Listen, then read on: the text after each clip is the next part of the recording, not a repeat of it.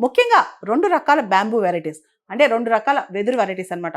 ఒకటి బాల్కో, రెండోది తుల్దా. ఈ 2 వెరైటీస్‌లో ఎక్కువగా ఆల్ఫా సెల్యులోజ్ ఉంటదన్నమాట. ఆల్ఫా సెల్యులోజ్ ఎక్కువ ఉండటం వల్ల ప్యూర్ క్వాలిటీ, మంచి క్వాలిటీ ఇథనాల్ ప్రొడ్యూస్ అవుద్దన్నమాట.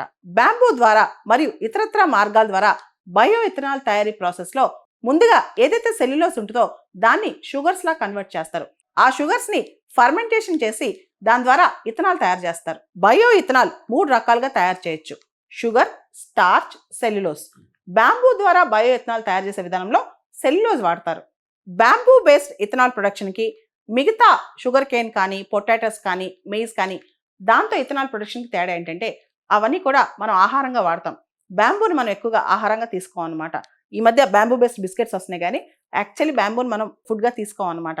దాంతోపాటు బ్యాంబూ ప్రొడక్షన్కి తక్కువ వాటర్ ఖర్చు అవుద్ది.